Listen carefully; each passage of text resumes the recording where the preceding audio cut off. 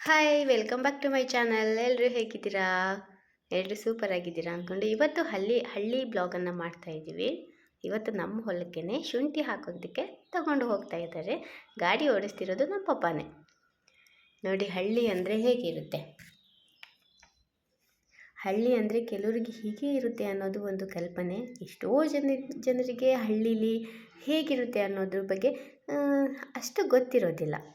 ಹಳ್ಳೀಲಿ ಏನಿಲ್ಲ ಅನ್ನೋರ ಮುಂದೆ ಹಳ್ಳಿನೇ ಎಲ್ಲ ಅನ್ನೋರು ನಾವು. ಯಾಕಂದರೆ ನಾವು ಹುಟ್ಟು ಬೆಳೆದಿರೋದು ಹಳ್ಳಿನಲ್ಲೇ ಅಲ್ವಾ.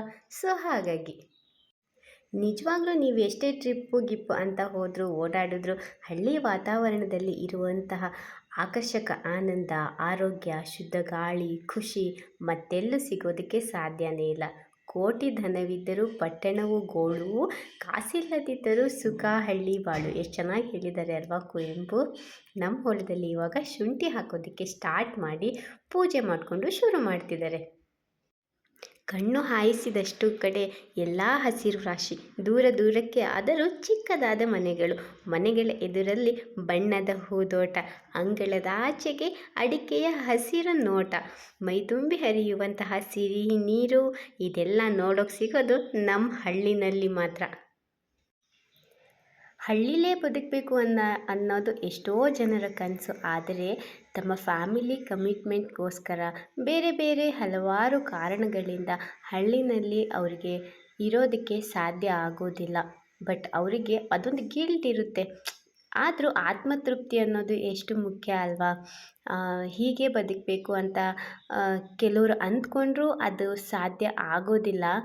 ಆದರೆ ಇನ್ನೊಂದು ತಪ್ಪು ಕಲ್ಪನೆ ಏನಿದೆ ಗೊತ್ತಾ, ಹಳ್ಳಿನಲ್ಲಿ ಬದುಕೋದ್ರಿಂದ ತಮ್ಮ ಇಷ್ಟ ಕಷ್ಟಗಳನ್ನು ಪೂರೈಸ್ಕೊಳ್ಳೋದಕ್ಕೆ ಆಗೋದಿಲ್ಲ, ಅಂದುಕೊಂಡಂತೆ ಬದುಕನ್ನು ಕಟ್ಕೊಳ್ಳೋದಕ್ಕೆ ಆಗೋದಿಲ್ಲ ಅನ್ನೋರು ಒಂದು ಮನೋಭಾವನೆಯಿಂದ, ಈ ಥರದೊಂದು ಮನೋಭಾವನೆಯಿಂದ ಅವರು ಸಿಟಿನಲ್ಲೇ ಬದುಕಬೇಕಾಗುತ್ತೆ. ಮಕ್ಕಳ ಎಜುಕೇಷನ್ನು, ಅವರಿಗೂ ಒಂದು ಬೆಸ್ಟ್ ವೆದರ್ನ ಕ್ರಿಯೇಟ್ ಮಾಡಿಕೊಡ್ಬೇಕು. ಇವಾಗ ಇಷ್ಟೊಂದು ಮುಂದುವರಿತಿರೋ ಪ್ರಪಂಚದಲ್ಲಿ ಹಿಂದೆ ಉಳಿಬಾರ್ದು ಅಲ್ಲ ಅನ್ನೋ ಒಂದು ಮನೋಭಾವನೆಯಿಂದ ಸಿಟಿ ಲೈಫ್ನ ಲೀಡ್ ಮಾಡ್ತಿರ್ತಾರೆ. ತಮ್ಮ ಕಷ್ಟಕ್ಕೆ ಸಂಬಳ ತಿಳಿಯದ ಏಕೈಕ ಉದ್ಯೋಗಿ ಈ ಪ್ರಪಂಚದಲ್ಲಿ ಯಾರಾದರೂ ಇದ್ದಾರೆ ಅಂತಂದರೆ ಅದು ರೈತರು ಮಾತ್ರ. ಮಳೆ, ಸುಡೋ ಬಿಸಿಲು, ಗಾಳಿ, ಹಗಲು ರಾತ್ರಿ ಯಾವುದ್ರ ಬಗ್ಗೆನೂ ತಲೆ ಕೆಡಿಸ್ಕೊಳ್ಳೋದಿಲ್ಲ. ತಮ್ಮ ಕೆಲಸ ಆದರೆ ಅವ್ರಿಗೆ ಆತ್ಮತೃಪ್ತಿ ಆಗುತ್ತೆ. ತಮ್ಮ ಕೆಲಸಕ್ಕೆ ಹೇಗೆ ಸಂಬಳ ಇಲ್ವೋ ಹಾಗೆ ಅವರಿಗೆ ಯಾವುದೇ ರಜೆಯ ನಿರೀಕ್ಷೆಗಳು ಕೂಡ ಇರೋದಿಲ್ಲ. ಈಗ ಸಿಟಿನಲ್ಲಿ ವರ್ಕ್ ಮಾಡೋರು, ಎ ಸಿ ಕೆಳಗಡೆ ಕೂತ್ಕೊಂಡು ವರ್ಕ್ ಮಾಡೋರೆ ವಾರದಲ್ಲಿ ಒಂದಿನ ರಜಾ ಸಿಗುತ್ತಾ ಅಂತ ಆ ವೀಕೆಂಡ್ ಬರೋದನ್ನೇ ಕಾಯ್ತಿರ್ತಾರೆ. ಆದರೆ ಹಳ್ಳಿನಲ್ಲಿ ಪ್ರತಿ ದಿನ 365 ದಿನವೂ 366 ದಿನವೂ ಕೆಲಸ ಮಾಡೋರಿಗೆ ಯಾವುದೇ ರಜಾ ಇರೋದಿಲ್ಲ. ಆ್ಯಂಡ್ ಅವ್ರು ಅದ್ರ ಬಗ್ಗೆ ತಲೆ ಕೂಡ ಕೆಡಿಸ್ಕೊಳ್ಳೋದಿಲ್ಲ. ಒಂದಿನ ಕೆಲಸ ಇಲ್ಲ ಅಂತಂದರೆ ಅವರು ಹಬ್ಬ ಅಂತಲ್ಲ ಅಯ್ಯಯ್ಯೋ ಅಂತ ಅಂದ್ಕೋತಾರೆ. ನಾನು ನೋಡಿರೋ ಪ್ರಕಾರ ನಮ್ಮಪ್ಪನೇ ಒಂದು ದಿನ ಕೂಡ ಮನೆಯಲ್ಲಿ ಕೂರೋದಿಲ್ಲ. ಅವರಿಗಂತೂ ಅದರಲ್ಲೇ ಆತ್ಮತೃಪ್ತಿ. ಆದರೂ ಹಳ್ಳಿಲಿರೋ ಕೆಲವರಿಗೆ ಸಿಟಿ ಲೈಫ್ನ ಲೀಡ್ ಮಾಡಬೇಕು ಅನ್ನೋ ಆಸೆ. ಈ ಸಿಟಿಲಿರೋ ಇನ್ನೂ ಕೆಲವರಿಗೆ ಅಪ್ಪ ಈ ಹೊಗೆ ಮುಕ್ತ ನಗರದಿಂದ ನಮಗೆ ಮುಕ್ತಿ ಕೊಡು ಅನ್ನೋ ಚಿಂತೆ. ಹಳ್ಳಿಲಿರೋರಿಗೆ ಸಿಟಿ ಇಷ್ಟ, ಸಿಟಿಲಿರೋರಿಗೆ ಹಳ್ಳಿಲಿ ಇಷ್ಟ. ಆದರೆ ಹಳ್ಳಿನಲ್ಲಿ ಬದುಕನ್ನು ಕಟ್ಕೊಂಡಿರೋ ಅಂಥವರ ಜೀವನ ತೃಪ್ತಿ ಬೇರೆ ಎಲ್ಲೂ ಇರೋದಕ್ಕೆ ಸಾಧ್ಯನೇ ಇಲ್ಲ.